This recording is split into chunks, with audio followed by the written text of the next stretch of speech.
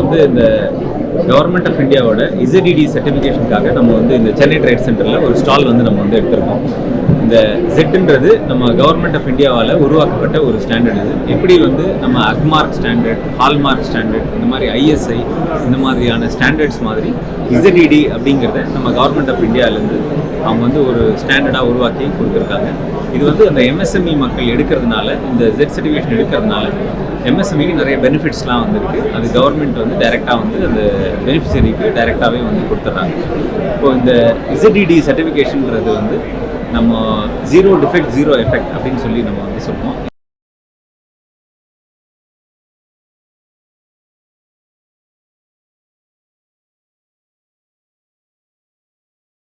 இந்த zero defect zero effect வந்து ஒரு கம்பெனி வந்து அவங்க உருவாக்கக்கூடிய பொருட்களில் டிஃபெக்ட் இல்லாமல் வந்து உற்பத்தி பண்ணி அதை வந்து நம்ம மக்களுக்கு வந்து கொடுக்கும் பொழுது அது வந்து மக்களுக்கு வந்து ஒரு பெரிய பயன்பாடாக வந்து இருக்குது. அதனால் வந்து அவங்க வேஸ்டேஜ் வந்து கம்மியாகுது. இதனால் வந்து கம்பெனியோட ப்ராஃபிட்டும் வந்து இன்க்ரீஸ் ஆகுது. ஸோ இந்த ஒரு கான்செப்ட் தான் வந்து கவர்மெண்ட்டுக்கு மைண்டில் வந்து இருக்குது. ஸோ அதை பேஸ் பண்ணி இந்த ஜெட் சர்டிஃபிகேஷனை வந்து கொண்டு வந்திருக்காங்க. இந்த ஜெட் சர்டிஃபிகேஷன் வந்து நம்ம எடுக்கிறதுனால நம்மளோட எம்எஸ்எம்இ யூனிட்ஸ்க்கு என்னென்ன பெனிஃபிட்ஸ் வந்து இருக்கும் அப்படின்னு சொன்னாக்கா, இந்த ஸ்மால் ஸ்கேல் இண்டஸ்ட்ரீஸ் எல்லாருமே வந்து பார்த்தீங்கன்னாக்கா டெஸ்டிங் எல்லாருமே வந்து பண்ணுவாங்க. ஃபுட் டெஸ்டிங்காக இருக்கலாம், ப்ராடக்ட் டெஸ்டிங்காக இருக்கலாம், இல்லைனா ஒரு ஆட்டோமொபைல் காம்பனண்ட் வாங்கினாலும் அதை கூட வந்து டெஸ்ட் பண்ணணும் அப்படிங்கிற மாதிரிலாம் இருக்கும். இந்த டெஸ்டிங்க்கு உண்டான காஸ்ட் எல்லாமே வந்து கவர்மெண்ட்லேருந்து ரீஇம்பர்ஸ் பண்ணுறாங்க. அப் டு 50,000 rupees வரைக்கும் ரீஇம்பர்ஸ் பண்ணுறாங்க. ஸோ இது ஒரு பெனிஃபிட். இது இல்லாமல் வந்து டெக்னாலஜி அப்கிரேட் பண்ணாங்கன்னா அதுக்கு வந்து கவர்மெண்ட்லேருந்து 3 lakhs வரைக்கும் கவர்மெண்ட்டில் சப்சிடியாக வந்து கொடுக்குறாங்க. இது ஒரு பெனிஃபிட். இதுக்கப்புறம் வந்து பார்த்தீங்கன்னாக்கா இன்டர்நேஷ்னல் கோஆப்ரேஷன் அப்படின்ற ஸ்கீம் மூலிமா ஏதாவது அப்ராடில் ஃபாரின் கண்ட்ரிக்கு போய் அவங்க வந்து அவங்களோட ப்ராடக்டை வந்து டெவலப் பண்ணுறதுக்காக அவங்க போகணும்னு நினச்சாங்கனாக்கா அவங்களுக்கு வந்து ஃபண்டு வந்து இல்லாமல் இருக்கும். ஸோ அதை வந்து கவர்மெண்ட்டில் வந்து கொடுக்குறாங்க. அதாவது எப்படின்னா அவங்க வந்து ஏர்ஃபேர் போயிட்டு வர்றதுக்கு உண்டான ஒரு விமானத்தில் போயிட்டு வர்றதுக்கு உண்டான எக்கானமி கிளாஸ் போயிட்டு வர்றதுக்கு உண்டான ஒரு ஏர்ஃபேர் வந்து கொடுக்குறாங்க. அது எவ்வளோ கொடுக்குறாங்கன்னா 2,25,000 rupees கொடுக்குறாங்க. அப் அண்ட் டவுன் ஏர்ஃபேர் வந்து கொடுக்குறாங்க. அண்டு ஸ்டாலில் வந்து ஏதாவது ஃபாரினில் போய் ஸ்டால் எடுக்கிறதுக்கு அதுக்கு வந்து 4 lakh rupees வந்து கொடுக்குறாங்க.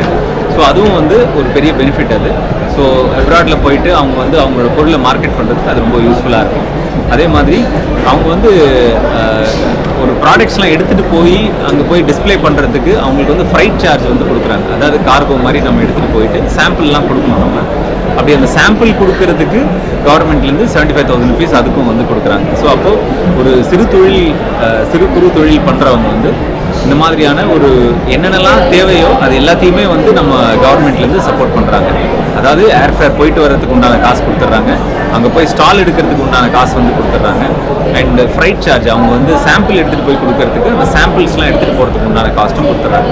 ஸோ அப்போது ஒரு சிறு குறு தொழில் பண்ணுறவங்க அவங்க கடல் தாண்டி அவங்க வெவ்வேறு நாட்டுக்கு போய் வர்த்தகம் பண்ணுறதுக்கு அவங்களுக்கு வந்து ரொம்ப யூஸ்ஃபுல்லாக இருக்கும்.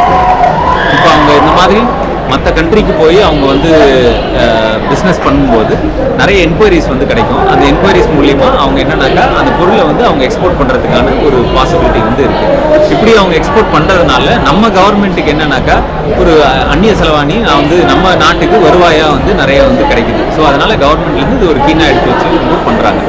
இதே மாதிரி வந்து பார்த்தீங்கன்னா பேங்க்கில் வந்து நிறைய பேர் வந்து கடன் வாங்குறாங்க. அந்த கடன் வாங்குறது இந்த ஜெட் சர்டிஃபிகேஷன் இருந்தாக்கா அப் டு 0.5% வரைக்கும் இன்ட்ரெஸ்ட் ரேட்டை வந்து கம்மி பண்ணுறாங்க.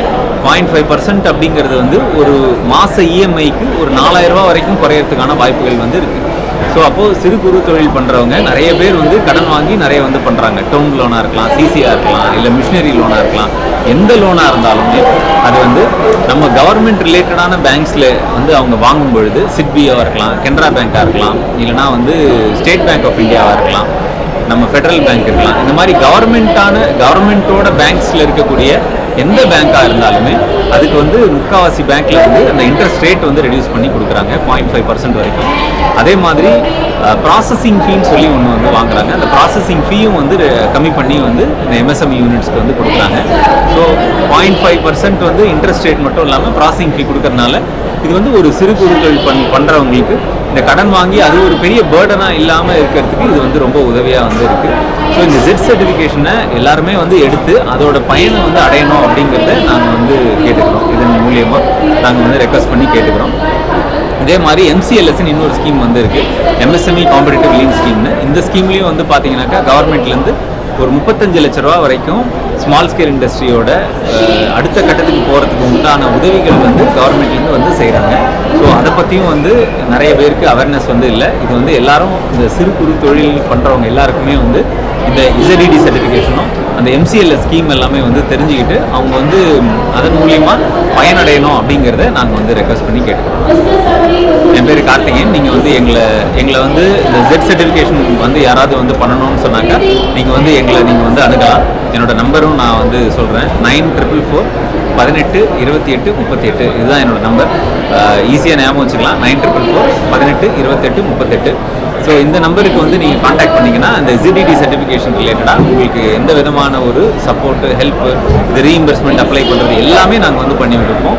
இது எல்லாமே பார்த்தீங்கன்னா கவர்மெண்ட்லேருந்து ஃப்ரீயாக பண்ணுறதுனால நீங்கள் ₹1 கூட நீங்கள் எதுவுமே கொடுக்க தேவையில்லை. கவர்மெண்ட்லேருந்து எல்லாமே வந்து அவங்க ஃப்ரீ ஆஃப் காஸ்ட்டில் பண்ணுறாங்க. ஸோ இதை வந்து அவைல் பண்ணி நீங்கள் வந்து பெனிஃபிட் அடையும்படி நான் கேட்டுக்கிறேன்.